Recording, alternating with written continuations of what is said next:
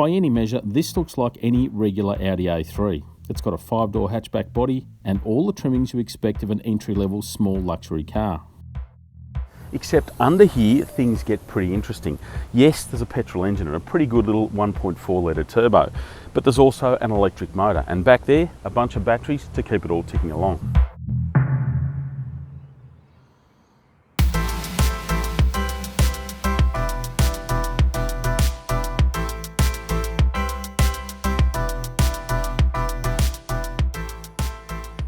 That's because this A3 is the e-Tron, Audi's first plug-in hybrid vehicle. Now, as the name suggests, that means you can plug it in at a regular power point, recharge it, but it's also got a hybrid system, a petrol engine to allow you to go further, much further if you want. You can go all the way around Australia. So a best of both worlds approach then. Well, that's the idea, but as with anything where you are shooting for two targets, there often are compromises and you end up somewhere in the middle. Firstly, performance. Now, this plug-in hybrid is a little bit different to others on the market, mainly because when you floor it, when you absolutely flatten the throttle, it actually brings in the petrol engine. So you've got the petrol engine and the electric motor, giving you a combined 150 kilowatts of power. So it does get along pretty smartly.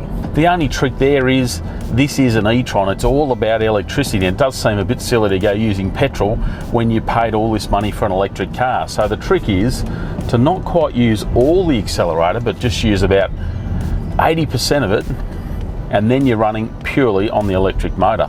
Now that brings you down to 75 kilowatts of power, not a whole lot, half what the overall total is.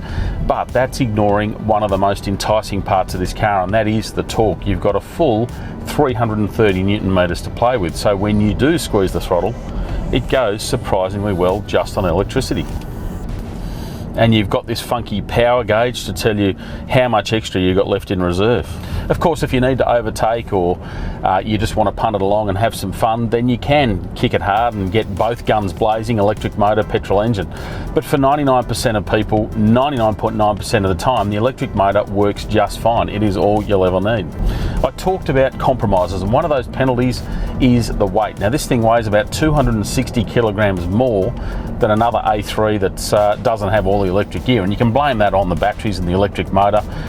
So it is going to hurt performance slightly, but again, with all the effortless nature of that electric motor, you can't exactly call this thing slow. So how far will you go on a charge? Well, according to the spec sheet, Audi says up to 50 kilometres, but I've been living with this car now for a few months and had plenty of opportunities to charge it, and really it's closer to about 40 k's in everyday driving. Now that is still fine. For most people, it'll get you into work, get you into the city, down to the shops, and you can do it purely on electricity. Bring it home, charge it up for the next day. The recharging is going to cost you somewhere around about $2 depending on your electricity plan, which is pretty good when you average it out and say, well, that's about $5 to go 100 kilometres.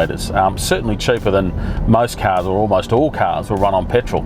And of course, if you've got solar power, you're topping it up for nicks. So what else is good and bad about the e-Tron? Well, the bad bit's the price. You see it's 62.5 grand, and chuck in some options and you're upwards from there. So you're looking at about 25 grand plus over the base model A3, but they do throw plenty of gear at it. It's got pretty much everything. So leather, LED headlights, digital radio, dual zone climate control, a lot of fruit in there, and when you buy it, they come and fit a wall charger, a fast charger at your house.